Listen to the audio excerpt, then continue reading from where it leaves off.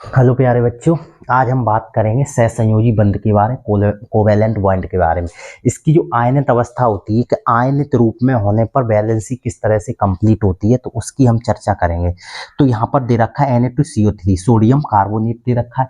तो sodium carbonate सबसे पहले हम क्या करेंगे, ब्रेक करेंगे। तो इसे हम तोड़ेंगे तो ये आपका double Na positive 2 double Na positive टूट जाएगा और CO3 डबल नेगेटिव, ये कार्बोनेट आयन में टूट गया।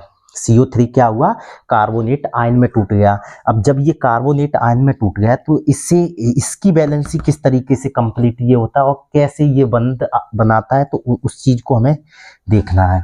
तो यहाँ आपका Na पॉजिटिव दे ही रखा है, Na पॉजिटिव 2 आपके दे रखे, और इधर देखो CO3 का जो स्ट्रक्चर है वो कुछ इस तरीके से बनेगा। CO3 का एक ओ इधर रहेगा, एक ओ इस साइड और एक ओ इस साइड रहेगा।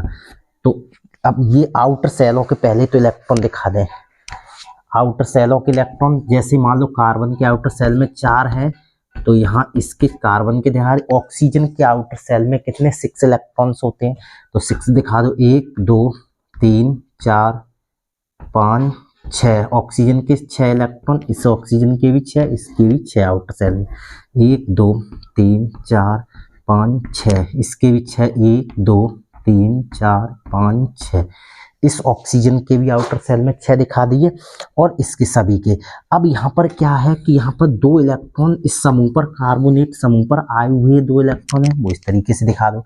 अब क्या, अगर बैलेंसी हमें कंप्लीट करनी है तो बैलेंसी कंप्लीट करने के लिए हमें क्या करना होगा, इस ऑक्सीजन और इस कार्बन के साथ डबल बॉन्ड सहसंयोजी बंध बना दो। इस कार्बन और इस ऑक्सीजन के साथ डबल बॉन्ड बन जाएगा। यहाँ से एक बॉन्ड और इस कार्बन का एक इलेक्ट्रॉन और इसका यहाँ से यहाँ पर सिंगल बॉन्ड सहसंयोजी बन जाएगा, यहाँ भी सिंगल बॉन्ड सहसंयोजी बन जाएगा। बट यहाँ क्या होगा कि कार्बन की वो ऑक्सीजन की बैलेंसी क्या रहेगी, फिर भी इनकम्प्लीट रहेगी, कंप्लीट नहीं हो पाएगी। तो फिर क्या होगा कि जो 2 इलेक्ट्रॉन आए हुए वही इलेक्ट्रॉन इसकी ऑक्सीजन की बैलेंसी को कंप्लीट करेंगे। अब यहाँ पर इस तरह से वो डबल बॉन्ड बन गया। अब ऑक्सीजन के पास लॉन पेयर 1 2 3 4, मतलब 4 इलेक्ट्रॉन बचे, 2 लॉन पेयर इस ऑक्सीजन के पास बच गए। यदि हम यही बात करें इस ऑक्सीजन की, तो इस ऑक्सीजन पर जो आया हुआ इलेक्ट्रॉन उसे होल टाइप दिखाओ इस तरह से। आया हुआ इलेक्ट्रॉन आया हुआ ये नेगेटिव 1 2 3 4 5 6, इसके कितने 6 दिखाने पड़ेंगे। इस कार्बन के भी कितने दिखाने पड़ेंगे, हमें 6 इलेक्ट्रॉन इस ऑक्सीजन पर भी दिखाने पड़े। तो आया हुआ इलेक्ट्रॉन ये है नेगेटिव 1 2 3 4 5 6। जब इसके आउटर सेल में 6 दिखा दिए, अब एक इधर कार्बन से मिलेगा, एक इस ऑक्सीजन, तो ये 6 और 2 8, इसका भी अष्टक रूल यहाँ पर फॉलो हो जाएगा। तो इस तरीके से कुछ सोडियम कार्बोनेट की संरचना इस टाइप से कुछ बनती है। यहाँ पर अगर हम बंध की बात करें तो बंध यहाँ पर 2 प्रकार के हो गए थे। आपका पहला जो टूटा था Na पॉजिटिव और CO3 2 नेगेटिव में, तो ये यहाँ पर जो बंध था वो आपका वैद्युत संयोजी बंध था। बट यहाँ पर कार्बोनेट CO3 में जो बंध है वो आपका कैसा है, सह संयोजी बंध है। तो यहाँ पर ये सह संयोजी बंध हुआ। तो ये एग्जाम्पल आपको समझ में आया होगा। अब हम नेक्स्ट एग्जाम्पल की बात कर लूँ। नेक्स्ट एग्जाम्पल क्या है, देखो सहसंयोजी बंध के काफी एग्जाम्पल्स हम ले रहे, देखें सब। अब एग्जाम्पल हमारा HNO3 का ले लें। HNO3 नाइट्रेट, आपका ये नाइट्रिक एसिड है, ठीक है। क्या है, नाइट्रिक एसिड। तो इसमें सेंट्रल एटम क्या है, पहले सेंट्रल एटम को देखते हैं। तो सेंट्रल एटम हम N को मानेंगे। अब सेंट्रल एटम N है, तो सेंट्रल एटम N होने के साथ साथ क्या होगा, ऑक्सीजन आपका, एक ऑक्सीजन ऊपर होगा, एक ऑक्सीजन आपका इस साइड होगा, H यहाँ पर होगी आपकी, और एक ऑक्सीजन में इस तरफ दिखा दूँ, ठीक है। N के आउटर सेल में इलेक्ट्रॉनों की बात करें तो N के आउटर सेल में इलेक्ट्रॉन होते हैं 5 दिखा दो।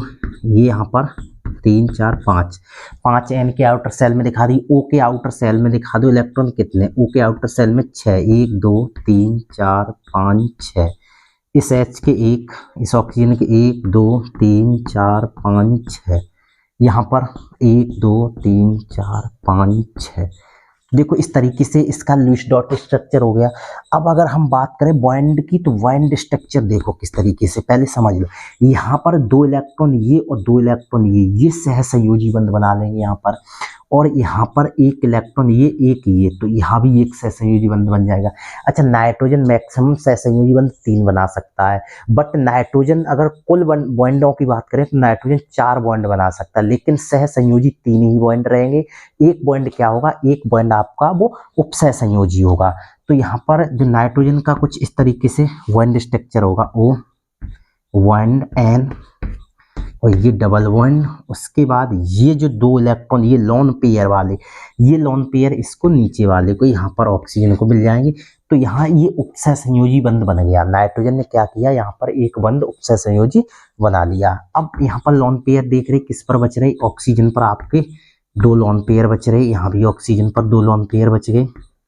इस ऑक्सीजन पर आपके 3 लोन पेयर हैं, क्योंकि इसने यहाँ पर सहसंयोजी तो बंध बना नहीं, यहाँ पर बंध कैसा बना, उपसहसंयोजी बंध बना। तो इस तरीके से HNO3 की संरचना कंप्लीट होती है। अब नेक्स्ट एग्जांपल देख रहे हैं हम।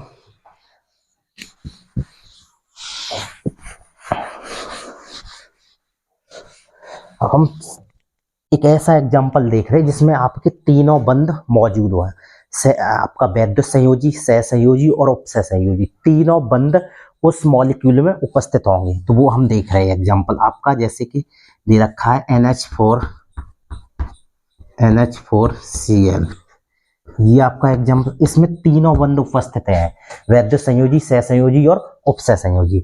तो सबसे पहले हम इसे ब्रेक कर रहे हैं, ब्रेक करके देख रहे हैं आपका NH4 और NH4 पॉजिटिव और Cl1 नेगेटिव, ये इस तरीके से टूट गया। अब आपको पता है कि Cl के आउटर सेल में 7 इलेक्ट्रॉन होते, तो ये जब टूटता है तो अपने 7 इलेक्ट्रॉन लेकर जाएगा यहाँ पर। तो यहाँ पर NH4 और 1 पॉजिटिव हुआ, क्योंकि ये यहाँ से इससे 1 इलेक्ट्रॉन Cl ने छीन लिया, यहाँ पर Cl ने 1 इलेक्ट्रॉन इससे ले लिया। अब क्या है, अब यहाँ पर जो बंध बना है वो आपका कौन सा बंध होगा, वैद्युत संयोजी बंध होगा। कैसा बंध होगा, यहाँ पर जो बंध है वो कैसा है, वैद्युत संयोजी बंध है। अब जरा हम NH4 की बात कर ले, तो N यहाँ पर सेंट्रल एटम है। अब N सेंट्रल एटम है तो H इधर होगा, एक H इधर होगा और एक H इधर होगा, एक H इधर होगा, ठीक है। यहाँ पर क्या है, ये पॉजिटिव इस पर बन है क्योंकि 1 इलेक्ट्रॉन इसका छिन चुका है। तो N के आउटर सेल के दिखा दो, 1 2 3 4 5, सभी H के पास 1 इलेक्ट्रॉन होगा, बट यहाँ पर ऐसा सभी के पास नहीं हुआ। कोई H एक ऐसी है जिसके पास कोई भी इलेक्ट्रॉन नहीं होगा। यहाँ जो मूल बात है वो यहाँ पर ये है, क्योंकि आपको पता N के आउटर सेल में 5 इलेक्ट्रॉन मौजूद होंगे। अब यहाँ 4 H है, 4 H में 4 हाइड्रोजनों में से 3 हाइड्रोजन ऐसे हैं जिनके पास इलेक्ट्रॉन है, और 1 हाइड्रोजन ऐसा है जिसके पास कोई भी इलेक्ट्रॉन नहीं है, 1 हाइड्रोजन ऐसा है जिसके पास कोई भी इलेक्ट्रॉन नहीं है। अब हम बंध की बात करें तो देखो बंध कैसे बने। अब यहाँ पर ये नाइट्रोजन क्या करेगा, अपने कोष के दोनों इलेक्ट्रॉनों के साथ H के साथ उपसहसंयोजी बंध यहाँ पर बना लेगा। तो जो बंध बनेगा वो कुछ इस तरीके से बनेगा आपका, यहाँ पर H ये सहसंयोजी, ये भी सहसंयोजी और ये भी सहसंयोजी, और ये जो लोन पेयर का बंध है ये दोनों इलेक्ट्रॉन ऊपर H को मिल जाएंगे, तो यहाँ पर इसके साथ ये बंध बन जाएगा। तो इस तरह से कुछ इसकी संरचना कंप्लीट होती है। अब हम बॉन्ड की बात करें तो यहाँ पर तीनों बॉन्ड आ गए। यहाँ पहले जो था वो वैद्युत संयोजी, फिर आपके ये 3 सहसंयोजी नाइट्रोजन ने बॉन्ड बना लिए, और एक इस H के साथ उपसहसंयोजी बंध बना लिया। तो इस तरह से इसका जो लुईस डॉट स्ट्रक्चर भी कंप्लीट मैंने करा दिया और आपका बॉन्ड स्ट्रक्चर भी कंप्लीट हो गया, ठीक है। तो ये भी एग्जाम्पल आपका कंप्लीट हुआ। अब हम नेक्स्ट एग्जाम्पल की बात कर रहे हैं। नेक्स्ट एग्जाम्पल क्या है, इसमें तीनों बंध मौजूद थे, इसमें क्या था, तीनों बंध उपस्थित थे। अब जैसे मान लो H2SO4 का लुईस डॉट स्ट्रक्चर देखो, H2SO4 H2SO4 की बात कर लो, तो H2SO4 की हम बात करें, इसमें देखेंगे, देखो S हमारा सेंट्रल एटम है। अब S सेंट्रल एटम है तो O, एक O इधर होगा, एक O इधर होगा, ठीक है, एक O इधर होगा, एक O इधर, एक इधर होगा, और आपका एक H इधर, एक H इधर होगा। इस तरीके से होगा। O के आउटर सेल के इलेक्ट्रॉन 1 2 3 4 5 6, इस O के 1 2 3 4 5 6, इस O के 1 2 3 4 5 6, इसके भी 1 2 3 4 5 6। हाइड्रोजन के एक एक आउटर सेल में हाइड्रोजन के दिखा दो। एच सल्फर, सल्फर के आउटर सेल में 6 होते, 1 2 3 4 5 6। अब यहाँ क्या है, सल्फर के जब आउटर सेल में 6 होते तो क्या करेगा, 2 ये सहसंयोजी बंध बनाएगा, बाकी जो सल्फर है, बाकी बचे बाकी जो बॉन्ड बनाएगा वो कैसे बॉन्ड होंगे, वो उपसहसंयोजी बॉन्ड रहेंगे। मात्र 2 सहसंयोजी बंध बनाएगा। क्यों बनाएगा, रीजन मैंने बता दिया कि कुछ सल्फर के आउटर सेल में 6 इलेक्ट्रॉन मौजूद है। अब ये क्या करेगा, 2 से ही शेयरिंग करेगा। तो यहाँ पर यहाँ इससे ये इलेक्ट्रॉन और ये ऑक्सीजन दोनों सहसंयोजी बंध बनाएंगे। यहाँ पर ये सहसंयोजी बंध बन जाएगा। किस तरीके से, देखो जो अच्छा, यहाँ H और O, यहाँ पर ये H और ये O, एक बॉन्ड यहाँ सहसंयोजी बना लिया, O की 1 वैलेंसी कंप्लीट हो गई। सेकंड वैलेंसी की अगर हम बात करें तो यहाँ पर O की दोनों वैलेंसी इस तरीके से कंप्लीट हो गई। अब सल्फर ने एक सहसंयोजी बंध यहाँ बना लिया, दूसरा सहसंयोजी बंध यहाँ बना लिया। अच्छा, H, फिर ऑक्सीजन क्या करता है, इस H के साथ यहाँ पर सहसंयोजी बंध बना लेता है। अब यहाँ पर क्या है कि सल्फर की 2 वैलेंसी कंप्लीट हो गई। अब O ऊपर है, एक O नीचे है, तो यहाँ पर इन दोनों O के साथ क्या करेगा, वो उपसहसंयोजी बंध इस तरीके से बना लेगा। अब इसके पास सल्फर ने O पर नीचे O के साथ उपसहसंयोजी बंध बना लिया, इधर उधर क्या बना लिया, सहसंयोजी बंध बना लिया। अब यहाँ पर लोन पेयर कितने बच रहे हैं, 2 लोन पेयर यहाँ पर बच रहे हैं, 2 लोन पेयर आपके इस ऑक्सीजन के पास बच रहे हैं। इसके पास उतने ही इलेक्ट्रॉन मौजूद है जितने थे, 4 5 6, यहाँ भी 6, 1 2 3 4 5 6। अब यहाँ भी लोन पेयर दे रखे, यहाँ भी लोन पेयर, यहाँ भी लोन पेयर। हाइड्रोजन किसी पर, इन पर लोन पेयर है नहीं। तो इस तरीके से अब यहाँ पर वैलेंसी कंप्लीट हो जाती है, और जो भी बॉन्ड है वो बॉन्ड आपके बन जाते हैं और कंप्लीट संरचना हो जाती है। अब नेक्स्ट संरचना की हम बात कर लें। नेक्स्ट संरचना क्या दे रखी है,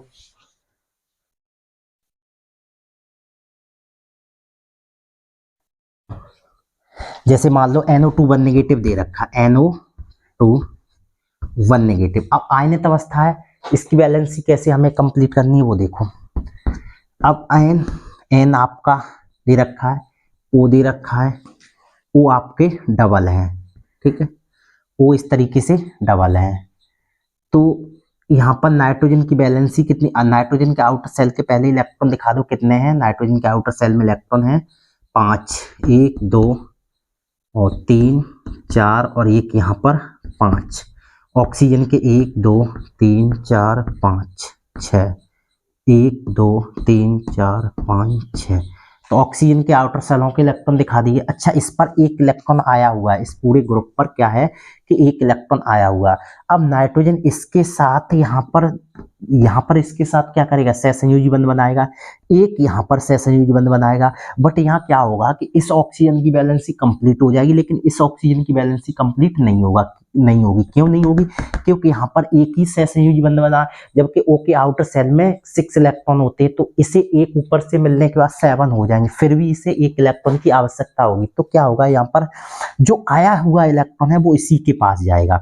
तो जो इलेक्ट्रॉन यहाँ पर ये आया हुआ है वो इलेक्ट्रॉन होल टाइप इसी के पास आ जाएगा इस तरीके से। तो बॉन्ड स्ट्रक्चर कुछ इस तरीके से बन जाएगा, N और double bond O, single bond O।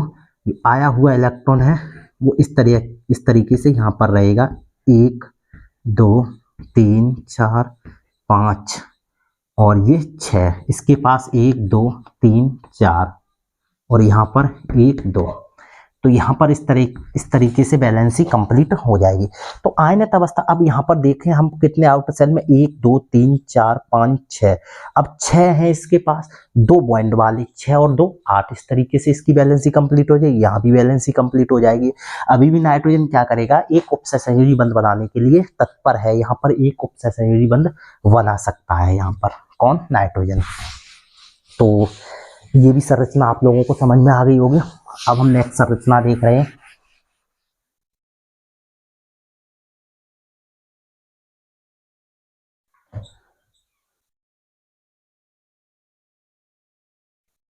चलो NH3 देख लें।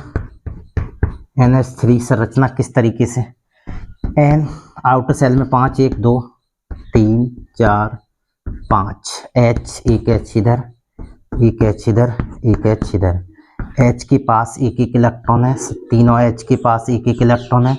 यहाँ पर ये बंध बन जाएगा, यहाँ भी ये तीनों हाइड्रोजन किसकी स्थायी संरचना धारण कर लेंगे, तीनों हाइड्रोजन हीलियम की स्थायी संरचना धारण कर लेंगे, और नाइट्रोजन इन तीनों हाइड्रोजन से एक एक इलेक्ट्रॉन लेकर, और ये किसकी, नियॉन की स्थायी संरचना धारण कर लेगा, अष्टक नियम फॉलो हो जाएगा यहाँ पर। तो यहाँ पर क्या होगा कि ये नाइट्रोजन है, इस तरीके से सहसंयोजी 3 बंध बना लेगा, ये 3 बंध सहसंयोजी इसके बन गए, और इसके पास एक लोन पेयर फिर भी बच गया, ये बंध बनाने के लिए फिर भी तैयार है, ठीक है। तो इस तरीके से आपका जो अमोनिया है उसका लुईस डॉट स्ट्रक्चर भी ये हो गया, और बॉन्ड स्ट्रक्चर भी हो गया ये। अब हम नेक्स्ट एग्जांपल की बात कर रहे हैं। देखो, जैसे कोई ग्रुप वाला देख ले, जैसे मान लो मेरा C2H5OH दे रखा है, ये एथिल एल्कोहल है। अब एथिल एल्कोहल है, किस तरीके से बॉन्ड स्ट्रक्चर करता है, लॉन पेयर वगैरह, ये देख लो। कार्बन डबल है, डबल कार्बन दिखा दो। तो कार्बन आउटर सेल में 4 1 2 3 4, इस कार्बन के 1 2 3 4, और यहाँ पर ऑक्सीजन और फिर H, ठीक है, इस तरीके से दे रखा है। 5 H हैं, एक H इधर, एक H इधर, एक ऊपर, एक इधर, एक इधर, ऑक्सीजन एक H के पास यहाँ पर लॉन पेयर दिखा दो, एक इलेक्ट्रॉन, लॉन पेयर क्यों, सॉरी, एक इलेक्ट्रॉन इस H के पास, एक इसके, एक इसके, एक इसके, एक इसके, एक इसके, H 5 हो गई।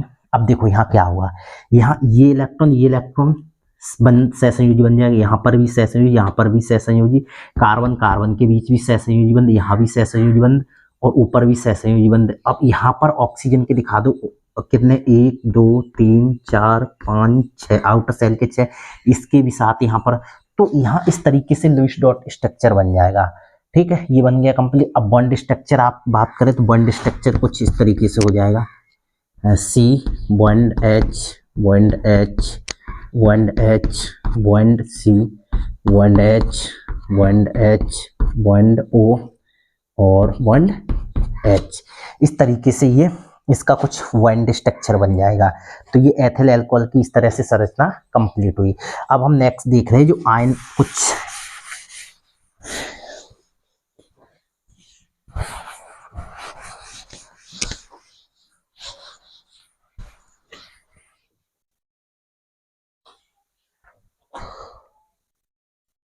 जैसे SO2 आपका डबल नेगेटिव दे रखा, SO2 डबल नेगेटिव है इसका, जैसे यहाँ पर SO2 दे रखा, तो SO2 का हम सबसे पहले लुईस डॉट स्ट्रक्चर देखेंगे।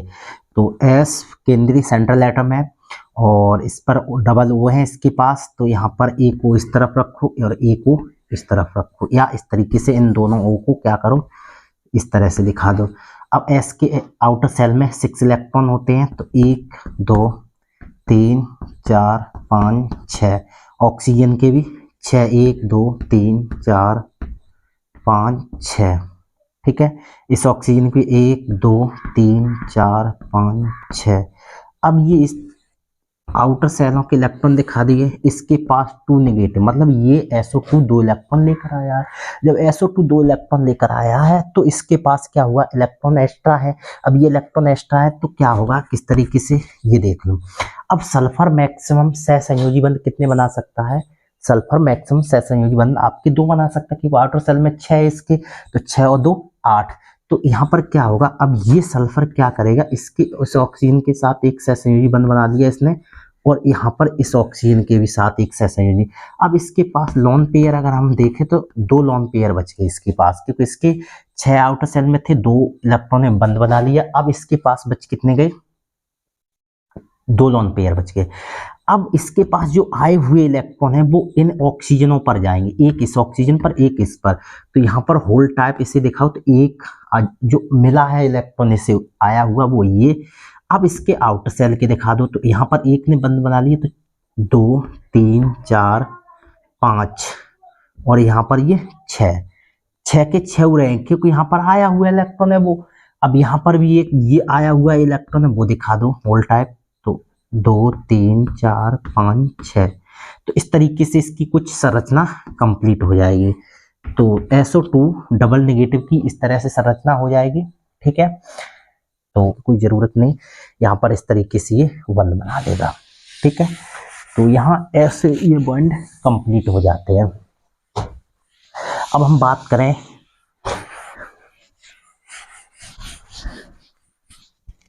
NO3 1 negative, NO3 1 negative Lewis dot structure और वाइंड स्ट्रक्चर दोनों हमें दिखाने हैं किस तरीके से होंगे।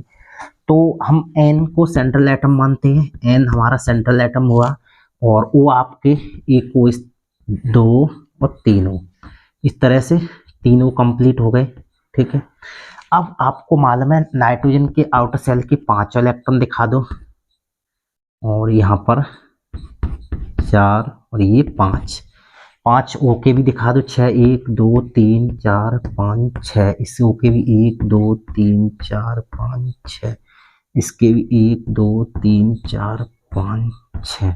अब देखो ऑक्सीजन के भी आउटर सेल के इलेक्ट्रॉन दिखा दिए और नाइट्रोजन के आउटर सेल के इलेक्ट्रॉन। अच्छा, इस पर आपको मैं बता दूं एक इलेक्ट्रॉन क्या हुआ है, आया हुआ है। अब वो इलेक्ट्रॉन कहाँ पर मैनेज होगा वो देख लो, देखो किस तरीके। यहाँ नाइट्रोजन इस ऑक्सीजन के साथ क्या करेगा, इस ऑक्सीजन के साथ सहसंयोजी बंध बना लेगा, और एक इलेक्ट्रॉन यहाँ से और इस ऑक्सीजन के साथ सहसंयोजी बंध बना लेगा, कुछ इस तरीके। और यहाँ पर ये 2 इलेक्ट्रॉनों के साथ इस ऑक्सीजन के साथ उपसहसंयोजी बंध बना लेगा। अब जो है यहाँ पर इस तरीके से सहसंयोजी बंध बनाया, तो इसके पास बच कितने गए, 1 2 3 4, 2 लोन पेयर बच गए। इसके साथ उपसहसंयोजी बंध, वो सहसंयोजी बंध बनाएगा। अब आया हुआ इलेक्ट्रॉन है वो आपका इस ऑक्सीजन पर आएगा, कहाँ पर आए, इस ऑक्सीजन पर आया, 1 2 3 4 5 6, इसकी वैलेंसी कंप्लीट हो गई। अच्छा, नाइट्रोजन मैक्सिमम आपके 3 सहसंयोजी बंध बना सकता। अब जो 2 इलेक्ट्रॉन ये बच गए, ये दोनों इलेक्ट्रॉनों द्वारा क्या कर लेगा, एक उपसहसंयोजी बंध बना लेगा, 1 2 3 4 5 6। इस तरह से इसकी बैलेंसी कंप्लीट हो जाती है। सभी ऑक्सीजनों की बैलेंसी कंप्लीट हो गई और नाइट्रोजन का भी स्टक रूल फॉलो हो गया। आई होप आप लोगों को ये वीडियो पसंद आई होगी। अगर वीडियो पसंद आती है तो लाइक, सब्सक्राइब एंड शेयर करना न भूलें। मिलते हैं नेक्स्ट वीडियो में।